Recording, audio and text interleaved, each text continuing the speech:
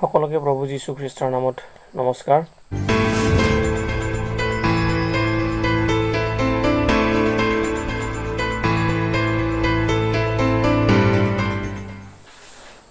গীতমালা 23 অধ্যায় 1 পদৰ পৰা 6 পদলৈকে। জিহুৱা মোৰ ৰক্ষক, মোৰ অভাৱ নহ'ব। তেওঁ মোক কুমৰীয়া ঘাঁহনি পথাৰত শুৱাই আৰু য'ত শান্তি আছে এনে পানীৰ কাষে কাষে মোক চলায়। তেওঁ মোৰ প্ৰাণ পুনৰাই সুস্থ কৰে। নিজ নামৰ নিমিত্তে তেওঁ মোক ধৰ্মপথত চলায়। এনে কি মই মৃত্যুচ্ছাৰ উপত্যকা দি চলিলেও মই কোনো আপদলৈ ভয় নকৰোঁ, কিয়নো তুমি মোৰ সংগত আছা। তোমাৰ লাখুটি আৰু লাঠিয়ে মোক সান্তনা দিয়ে। তুমি মোৰ শত্ৰুবোৰৰ সাক্ষতে মোৰ সন্মুখত মেজ সজাইছা। তুমি মোৰ মূৰ তেলেৰে তিয়াইছা। মোৰ পাণ পাত্ৰ উপচি পৰিছে। অৱশ্যে মংগল আৰু দয়া আয়ুসৰ সকলো কালত মোৰ পাছত যাওঁতা হ'ব, আৰু মই চিৰকাললৈকে জিহুৱাৰ গৃহত বাস কৰিবলৈ পাম। Hallelujah, praise the lord. ঈশ্বৰৰ বাক্যত কৈছে জিহুৱা মোৰ ৰক্ষক। তো আমাৰ ঈশ্বৰ আপোনাৰ আৰু মোৰ ৰক্ষক হয়। আৰু ঈশ্বৰ যদি আপোনাৰ আৰু মোৰ ৰক্ষক, ঈশ্বৰ যদি আপোনাক আৰু মোক চম্ভালে, ঈশ্বৰ যদি আপোনাক আৰু মোক প্ৰত্যেকটো সময়তে বচাই আছে, আমাক পৰিচালনা কৰি আছে, আমাৰ জীৱনৰ অভাৱ কেতিয়াও নহয়। কাৰণ বাক্যত লিখিছে জিহুৱা মোৰ ৰক্ষক, মোৰ অভাৱ নহ'ব। কি কি বিষয়ৰ অভাৱ নহ'ব?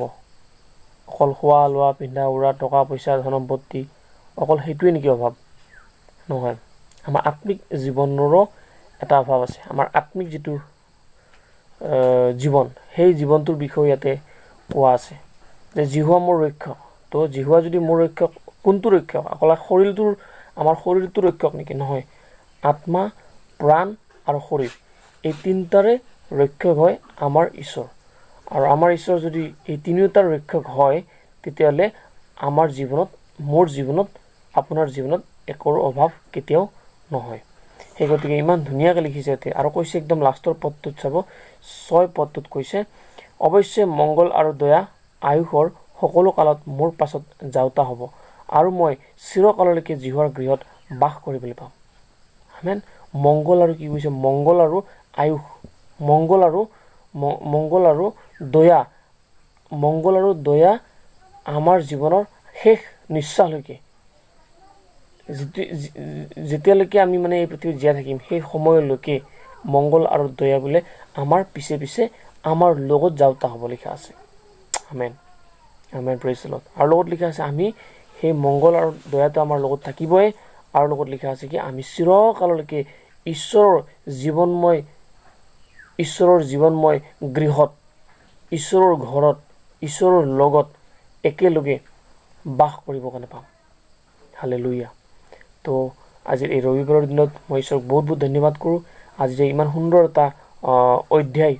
এটা অধ্যায় আৰু পদ আমাক দিছে যে জিহুৱা আপোনাৰ আৰু মোৰ ৰক্ষক হয়। Hallelujah, hallelujah, praise the lord. কাৰণ কিয়? ঈশ্বৰ আপোনাৰ আৰু মোৰ ৰক্ষক হয়। সকলো এৰিলেও প্ৰভু যীশু আপোনাক কেতিয়াও নেৰে। সকলো ত্যাগ কৰিলেও প্ৰভু যীশু আপোনাক কেতিয়াও ত্যাগ নকৰে। সকলো নিন্দা কৰিলেও প্ৰভু যীশু আপোনাক কেতিয়াও নিন্দা নকৰে। সকলোৱে আপোনাক নিৰাশ দিব পাৰে, কিন্তু প্ৰভু যীশুৱে আমাৰ জীৱনৰ পৰা সকলো নিৰাশবিলাক দূৰ কৰি কিনে আমাৰ জীৱনত শান্তি, আনন্দ আৰু পবিত্ৰ প্ৰেম আমাক ভৰপূৰ কৰি দিয়ে। হালেলুয়া। প্ৰভু যীশুৰ আশীৰ্বাদ, অনুগ্ৰহ আৰু আপোনাৰ লগত সদায় আছে আৰু সদায় থাকক, আৰু প্ৰভু যীশু খ্ৰীষ্টৰ নামত আমেন।